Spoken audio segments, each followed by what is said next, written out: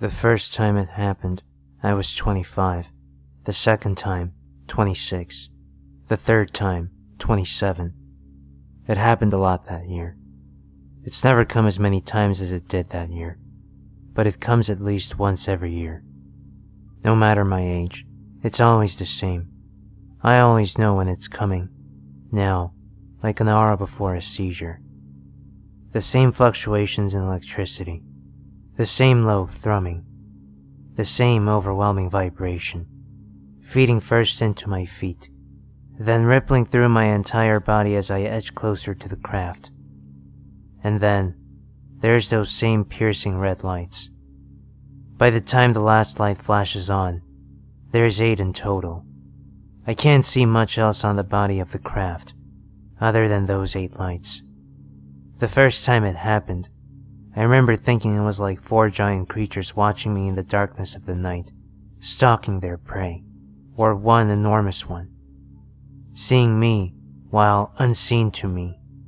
By the time the last light blinks on, there's not much time to think about all of that. By the time the last light blinks on, I know I'm about to black out. I know I'm about to black out because I always do. It's second nature to me now, a new and eerie kind of muscle memory. I'm 48 years old now.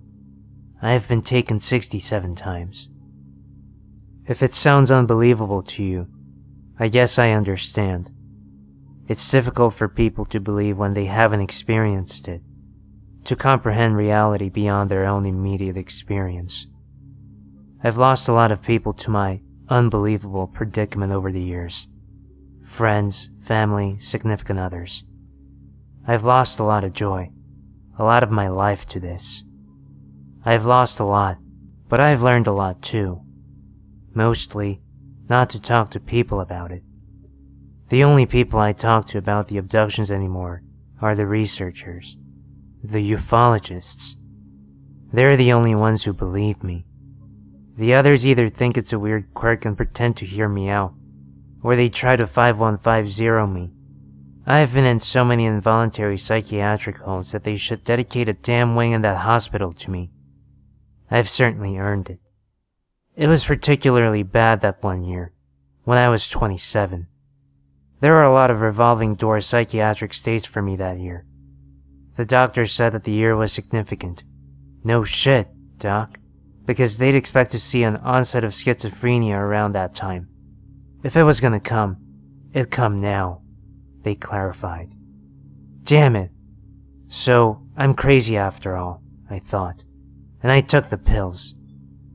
I took all the pills, all the antipsychotics, then the second blitz of meds piled on to deal with all the side effects that came from such small, unassuming capsules. The dry mouth, the constipation, the fatigue. None of the extra meds helped with the worst part. The thing I complained about most fell not on the deaf ears, but ears that simply couldn't care less. Ears that thought they were better, just because they hovered some inches above a crisp white lab coat. The worst part was this, the total loss of creativity, the absolute removal of anything that made life worth living. There were no moments of wonder anymore, just passive observation. I didn't walk through my life, I floated through it, dazed. It was like the entire world was waterlogged, and all of the color had run out of its pages. All of the color, except for the piercing red lights. That was a bad year for me. Things got better, marginally better, but still better when I found the ufologists. It was a chance meeting, and one I felt lucky to have stumbled upon. There was a flyer stapled up at the coffee shop I used to frequent. I used to play my music there. At that point, I only came to listen. Just looking at my guitar made me feel guilty, because I couldn't bring myself to love the way it felt in my hands anymore. Because I was grasping at straws just to find the emotion I once used it to express. Anyway, there was a flyer there that caught my eye. There was some sort of paranormal, extraterrestrial speaker coming to town. I ripped an info tab off the bottom and registered. It was a small affair. Not many believers out there, but as soon as the ufologist presented, I knew I needed to talk to them. For the first time in my life, someone believed me. The lead ufologist, Dr. Gray, invited me for a formal interview. I packed a suitcase and flew across the country to meet him and his team. They asked me about my experiences, when it had started, what I could remember. For the first time in my life, someone asked probing questions out of genuine interest instead of trying to get me to analyze my false beliefs. For the first time in my life, a whole group of people listened to me without interjecting, without insisting I must be crazy. For the first time in my life, I was told the abductions were real. Dr. Gray advised me to go off my meds if they were bothering me so much. I never took another one of those little life wreckers again. Since then, I felt a lot more stable. The abductions haven't stopped, but they've slowed since that 1 year. When it does happen, I visit Dr. Gray, or he comes to me. His research team is fully invested in me. They want to find out why I've been abducted so many times. Over the years, he's tried to reassure me that the extraterrestrials, or whatever is responsible for the abductions, likely mean me no harm. I try to think the same, because there have been times where it honestly feels like they've helped me.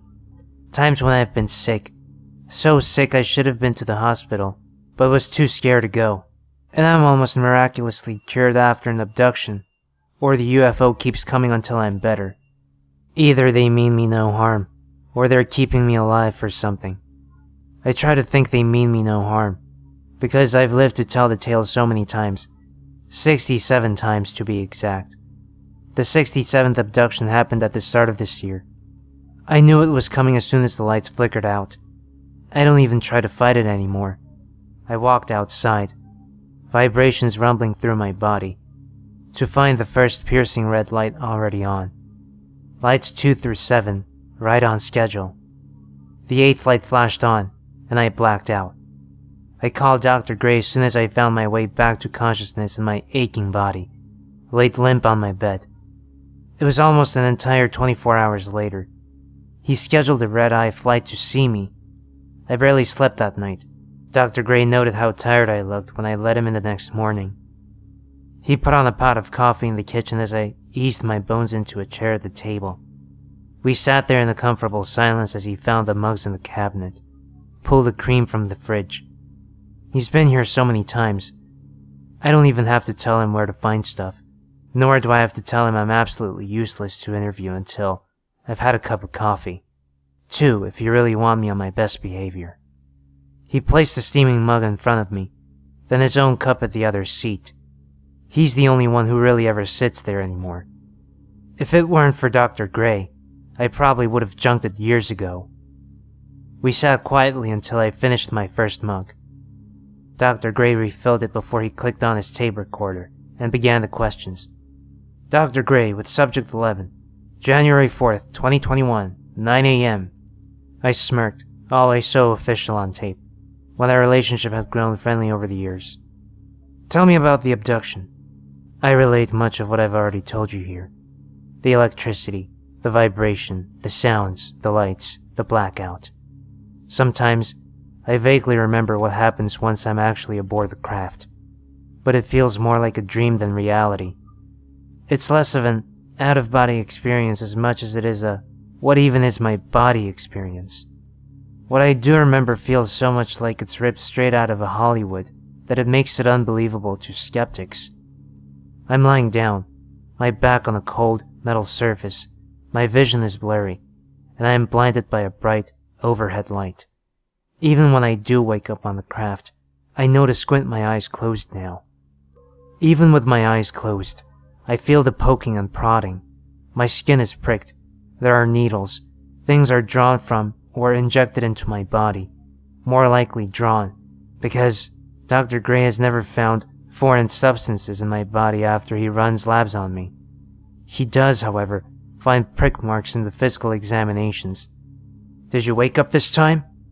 I tipped my mug to my lips, closing my eyes to take in the comforting aroma as I did my best to scan my memories. All I found in my brain was a nasty ache. No, I don't think so. Nodding, Dr. Gray scribbled some notes down on his legal pad. He's such a meticulous person, all record-keeping and probing questions. Okay, what were you doing when the abduction began? I racked my brain again, but my memory is often at least somewhat compromised each time. Not that I do much of anything anymore anyway.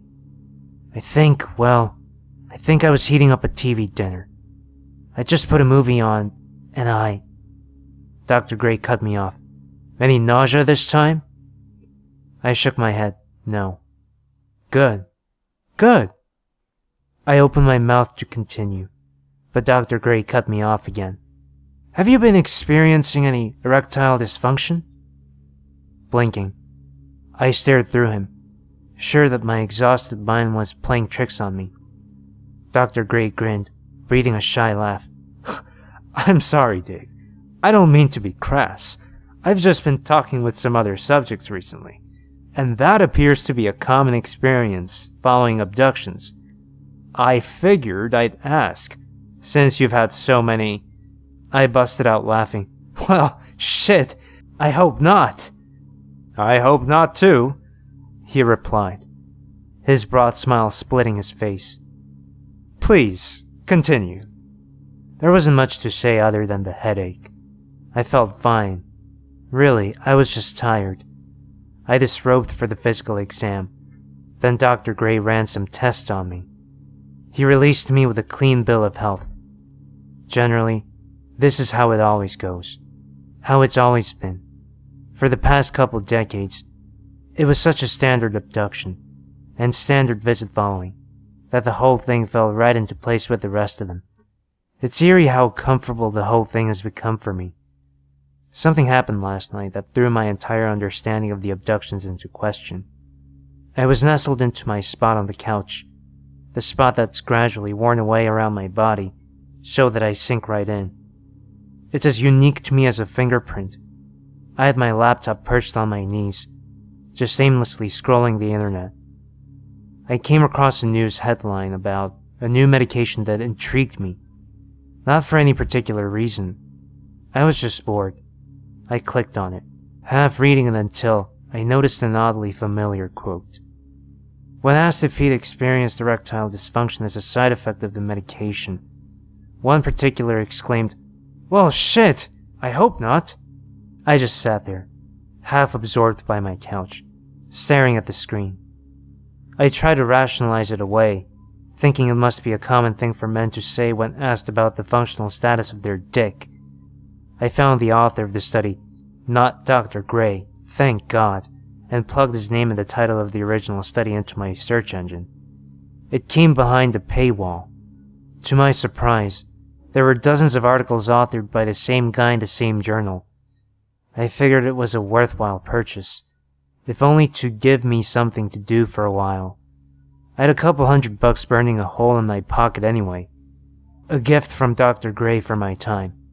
We had a follow-up interview on the phone earlier this week. The papers were difficult to read, with all their cold and clinical terminology, but I think I got the gist. This doctor, his research team, had conducted more experimental drug studies than I even thought possible over the past several decades. At first, I was only intrigued by the subject matter. As I kept reading, however, I couldn't mask the growing fear. Not even from myself. Each study, each drug, each of their listed side effects, they all seemed so familiar. Even more familiar was the description of subjects in each study. Especially in the smaller studies, there were even a few case studies, where the sole subject matched me in every possible descriptor.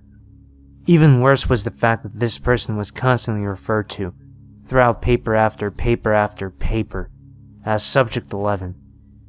Subject 11 had been through a lot. He'd battled several diseases that, as far as I was aware, I never even fucking had.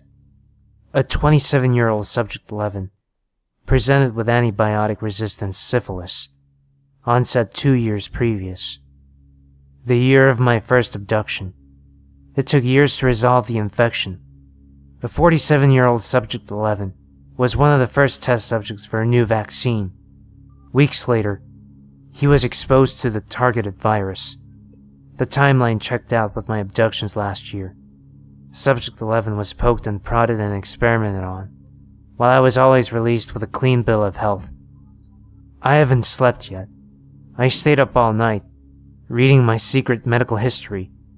I went back to the original news article. It's been pulled. You'd think that, with how prolific this scientist is, he'd be much better known, famous even. Well, you'd think that, wouldn't you? Reading eventually turned to writing this all down. I need someone else to know what's happened to me. I've been silent for so long. A silence learned from not being believed. I know what's happened to me now, and I won't hold my tongue any longer. There are other subjects out there. Please, if you're one of them, I'm begging you to contact me. I can't live like this any longer. I lost trust in this only person I've ever found it in. I'm not sure what I'm gonna do yet, who I'm gonna tell. All I know is this. The next time the lights flicker, the air starts to thrum, and the vibration buzzes throughout my body, I'll be ready. I'll be ready before the 8th light flashes on.